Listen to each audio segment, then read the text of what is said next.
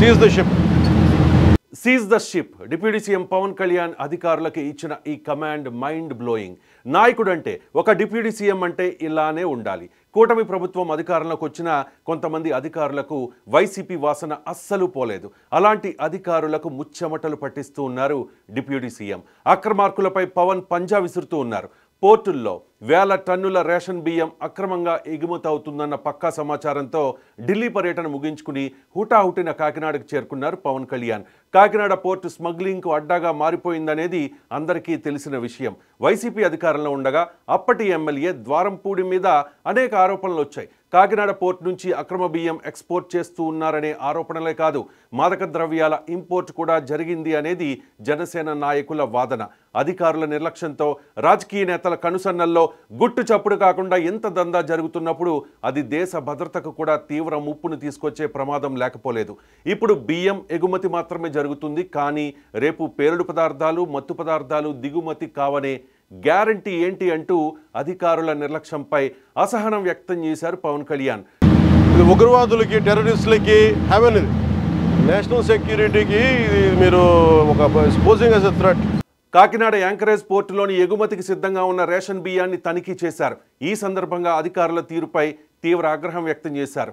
ఎంత యథేచ్ఛగా రేషన్ బియ్యం విదేశాలకు ఎగుమతి అవుతుంటే ఏం చేస్తూ ఉన్నారని, మాఫియాకు కొమ్ము కాస్తున్నారంటూ మండిపడ్డారు.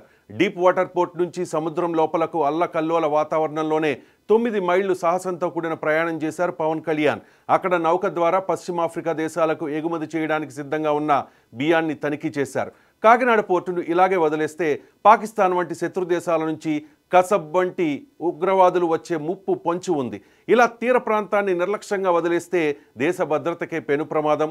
అందుకే కాకినాడ పోర్టు అత్యంత ప్రమాదకరంగా ఉందని ప్రధాని మోదీ, అలాగే కేంద్ర హోంమంత్రి అమిత్ షాకు లేఖ రాస్తానని చెప్పారు పవన్ కళ్యాణ్. సెంట్రల్ గవర్నమెంట్తో మాట్లాడుకుంటా సీజ్ ద షిప్ అంటూ అధికారుల్ని ఆదేశించారు. Seize the ship. If any pressure comes from central government, we'll see. Pawan Kalyan పోర్టులో తనిఖీలకు వస్తానంటే 2 నెలలుగా కుదరదని ద్వారంపూడికి ఊడిగం చేసే అధికారులు అడ్డుకుంటూ ఉన్నారని, సముద్రంలో ఓడపైకి వెళ్లడం కుదరదని అబద్ధాలు చెప్పారని జనసేన నేతలు ఆరోపిస్తూ ఉన్నారు. డిప్యూటీ సీఎం హోదాలో కాకినాడ పోర్టుకు వస్తుంటే తనకే పోర్ట్ ఇన్స్పెక్షన్ కుదరదని చెప్పారని, జిల్లా ఎస్పీ సెలవుపై వెళ్లారని పవన్ అసహనం వ్యక్తం చేశారు. వైసీపీ అదప్పాతాడానికి పడిపోయినా కూటమి ప్రభుత్వం అధికారంలోకి వచ్చి 6 నెలలు అవుతున్నా చాలామంది అధికారుల్లో మార్పు మాత్రం రావడం లేదు. పద్ధతి మార్చుకోకపోతే తాట తీస్తాననే సిగ్నల్ ఇచ్చేశారు పవన్ కళ్యాణ్. కాకినాడ జిల్లా పౌర సరఫరాల అధికారిని కమిషనరేట్కు సరెండర్ చేశారు.